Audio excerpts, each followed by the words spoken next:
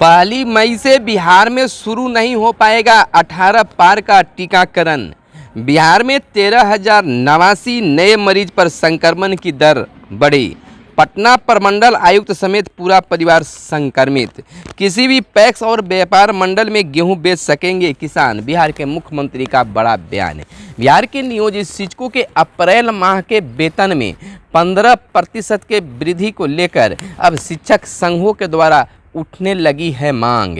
बिहार में फिलहाल नहीं होगा पंचायत का चुनाव। नमस्कार, आप इस समय देख रहे हैं मगध संवाद और मैं आपके साथ हूं सुनील बॉबी। मगध संवाद के खास कार्यक्रम सुबह सवेरे में आप तमाम लोगों का स्वागत है। चलिए, खबरों को शुरू करने से पहले आपसे निवेदन है कि चैनल को सब्सक्राइब नहीं किए तो चैनल को सब्सक्राइब कर लें और वीडियो पसंद आए तो लाइक ज़रूर करेंगे। देखिए, यह आदेश आया था कि 1 मई से बिहार में भी 18 वर्ष से 44 वर्ष के लोगों को भी टीका लगना शुरू हो जाएगा, लेकिन अब इसमें कई अड़चनें भी सामने आ गई है। पहली मई से बिहार में शुरू नहीं हो पाएगा 18 पार का टीकाकरण। तीसरा चरण, राज्य में 18 से 44 साल के लोगों के लिए कोरोना टीकाकरण अभियान 1 मई से नहीं शुरू हो पाएगा। राज्य स्वास्थ्य समिति के कार्यपालक निदेशक मनोज कुमार ने बताया कि 18 से अधिक उम्र वालों के लिए निबंधन की प्रक्रिया जारी रहेगी, लेकिन वे सिर्फ टीकाकरण स्थान और समय का निर्धारण नहीं कर पाएंगे।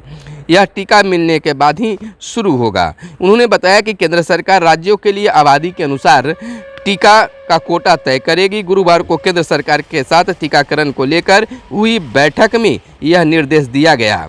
चूँकि कई राज्यों में एक साथ टीके के ऑर्डर दिए हैं, इसलिए केंद्र ने टीके की आपूर्ति को लेकर आबादी के अनुसार प्राथमिकता तय करने का निर्णय लिया है। बिहार में सीरम इंस्टीट्यूट ऑफ इंडिया को 1 करोड़ डोज टीके की आपूर्ति का ऑर्डर दिया है। कंपनी ने एक साथ इतने टीके की आपूर्ति करने को लेकर असमर्थता जताई है और प्रतिमाह खपत की जानकारी भी मांगी थी। और इधर बिहार में लगातार कोरोना का सुनामी जारी है। कोहराम मचा हुआ है, जाने जा रही है ऑक्सीजन की कमी, बेड की कमी बताई जा रही। इसी बीच कल बीते दिन राज्य में 13,089 नए संक्रमित मरीजों की पहचान की गई है। 100 टू नेट मशीनें लगेगी। राज्य में कोरोना जांच की संख्या बढ़ाने के लिए विभिन्न जिलों में 100 नई टू नेट मशीन लगाई जाएगी। इस मशीनों के लगाए जाने के बाद जांच की क्षमता 7,000 सैंपल प्रतिदिन बढ़ जाएगी। बिहार में एक दिन में 13,089 नए कोरोना संक्रमितों की पहचान गुरुवार को की गई है। राज्य में संक्रमण की दर 13.35% रही, जबकि बुधवार को 13,374 नए संक्रमित मिले थे और राज्य में संक्रमण की दर 12.87% थी। पिछले 24 घंटे में 285 कम नए संक्रमित मिले, जबकि संक्रमण की दर में 0.48% की वृद्धि दर्ज की गई है। दरअसल पिछले 24 घंटे में राज्य में 97,972 सैंपल की जाँच की गई है। अब देखिए, मुख्यमंत्री का एक नया बयान, बड़ा बयान आया है। किसी भी पैक्स और व्यापार मंडल में गेहूं बेच सकेंगे किसान। सीएम का निर्देश जारी हुआ है। गेहूं खरीद की समय सीमा 31 मई, खरीद का लक्ष्य 7 लाख टन। रिकॉर्ड गेहूं की खरीद होने से राज्य के किसानों को फायदा होगा। यानी कि अब राज्य के किसान जो है, चाहे वह पैक्स या व्यापार मंडल में कहीं भी अपना गेहूँ को बेच सकते हैं। इधर 8.71 करोड़ लोगों को मई और जून में मुफ्त अनाज देने की बात की जा रही है। राज्य के जन वितरण प्रणाली पीडीएस के हर लाभुक को मई और जून महीने में 5-5 किलो अनाज मुफ्त मिलेगा। इसका लाभ राज्य के 8.71 करोड़ लाभुकों को मिलेगा। यानी कि मई और जून महीने में लोगों को मुफ्त में अनाज देने की बात राज्य सरकार कर रही है। इधर 6,338 डॉक्टर बहाल होंगे। कोरोना महामारी के काल में संक्रमण के बढ़ते मामले और राज्य में डॉक्टरों की कमी को देखते हुए 6,338 डॉक्टरों को नियमित नियुक्ति की जाएगी। यह बिहार सरकार का बड़ा फैसला है। इधर राजद सुप्रीमो लालू जेल से निकले। चारा घोटाला मामले में सजायाफ्ता राजद सुप्रीमो लालू प्रसाद यादव को जेल से निकल गए। वह दुमका कोषागार से जुड़े मामले में 19 मार्च 2018 से सजा काट रहे थे। झारखंड हाईकोर्ट में ने बीते 17 अप्रैल को उक्त मामले में जमानत की सुविधा प्रदान की थी, लेकिन अधिवक्ताओं के कार्य नहीं किए जाने के कारण बेल बॉन्ड नहीं भरा जा सका था।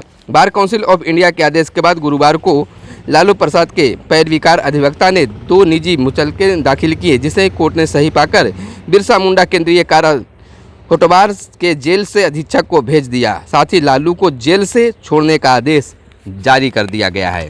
इधर कोरोना के जंग के लिए सेना बना रही है अस्पताल। कोरोना वायरस के जंग के लिए सेना देश के विभिन्न भागों में अस्थायी अस्पताल बना रही है। सेना प्रमुख जनरल एम नरवणे के कोविड-19 प्रबंधन को लेकर उठाए गए कदमों और अन्य तैयारियों की समीक्षा के दौरान प्रधानमंत्री नरेंद्र मोदी को गुरुवार को यह जानकारी दी गई। बंगाल में कड़े मुकाबले के बीच दीदी की बढ़त, यानी कि बंगाल में जो चुनाव हुआ है उसमें दीदी आगे चल रही है। कई न्यूज़ चैनलों के द्वारा भाजपा को आगे दिखाया गया है, टक्कर में दिखाया गया है। यह परिणाम बहुत ही जल्द लोगों के सामने आएगा।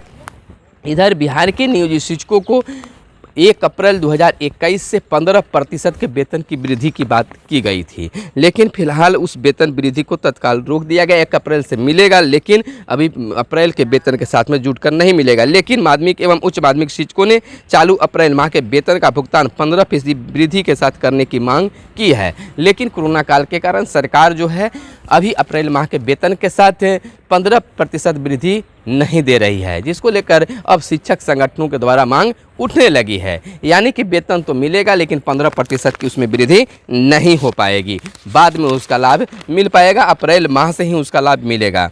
इधर सुविधा में देखिए, राज्य के सभी जिलों में सब्जी की ऑनलाइन बिक्री जल्द होगी। यानी कि अब बिहार में सब्जी का ऑनलाइन बिक्री भी शुरू होगा। इसको लेकर पहल किया गया है। मुख्यमंत्री की अध्यक्षता में बैठक हुई है। पटना, पूर्वी चंपारण जिलों के लोगों के लिए ऑनलाइन सब्जी बिक्री की शुरुआत हुई।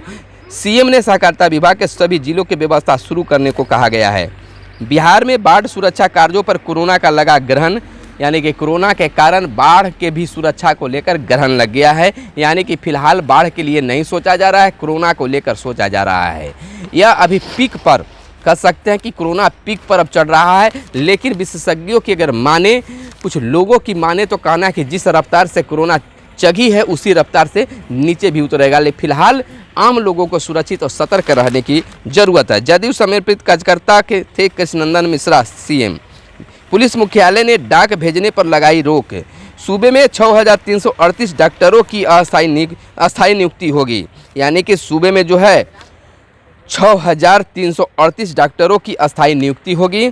साक्षात्कार के बाद उनकी नियुक्ति की जाएगी। कोरोना में डॉक्टरों की कमी को देखते हुए यह बिहार सरकार ने फैसला लिया है। विदेशी वैक्सीन आयात का विकल्प खुला रखे बिहार, मोदी का ट्वीट है। कोरोना से एक और दरोगा की मौत हो गई है।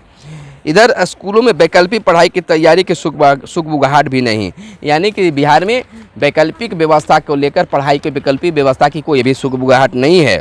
66वीं मुख्य परीक्षा के लिए बढ़ाई गई आवेदन की तिथि। ऑक्सीजन का बफर स्टॉक होगा।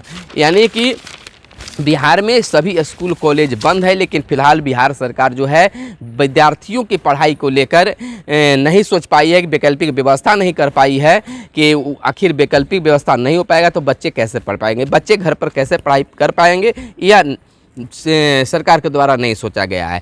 जहां तक ऑनलाइन क्लासें भी चलाई जा रही थी तो कई शिक्षक के संक्रमित हो जाने के कारण उन चीज़ों को भी फिलहाल बंद कर दिया गया है। इधर कर्मचारी अपने वेतन के लिए भी मांगे उठाने लगे हैं। बिहार के शिक्षक जहां 2-3 माह से उनका वेतन नहीं मिल पाया है तो 1 महीने के वेतन को शायद जारी कर दिया गया है। उप सचिव व निर्देशक के नीचे 25% अधिकारी कर्मचारी ही आ पाएंगे। नालंदा के डीईओ का प्रभार अरुण कुमार को मिला। बीपीएससी की 66वीं मुख्य परीक्षा के लिए आवेदन की अंतिम तिथि बढ़ा दी गई है। 8 साल में बढ़े 9वीं से 12वीं के 5077 स्कूल।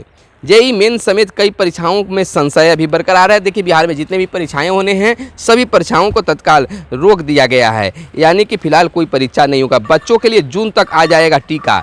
देखिए जहां युवाओं के लिए 1 मई से टीका का व्यवस्था किया जा रहा है, लेकिन बिहार में 1 मई से अब टीका नहीं मिल पाएगा, क्योंकि डोज बिहार को नहीं मिल पा रहा है। केंद्र इसका संख्यावार डोज का वितरण कर पाएगी। लेकिन अब बच्चों के लिए भी मई-जून माने मई में युवाओं को टीका लग जाएगा, उसके बाद में बच्चों के भी टीका आ जाएगा। उसके लिए भी तैयारी चल रही है। लेकिन अचानक पूरे देश को टीका की व्यवस्था होनी है तो अन्य कंपनी इस पर कार्य कर रही है। युवाओं को टीका लगने के बाद में बच्चों के टीका लगने की भी बात कही जा रही है। तो जब वृद्ध लोग के टीका लग गया, युवा को टीका लग जाएगा, बच्चों को लग जाएगा, तब भारत जहां सुरक्षित हो पाएगा। फिलहाल हमें घरों में रहने की ज़रूरत है। बाहर निकलने के बाद में 2 गज की दूरी और मास्क है जरूरी नियम को पालन करना होगा। कोरोना गाइडलाइन को पालन करना होगा। 1 मई से बिहार में शुरू नहीं हो पाएगा 18 वर्ष से पार के टीकाकरण।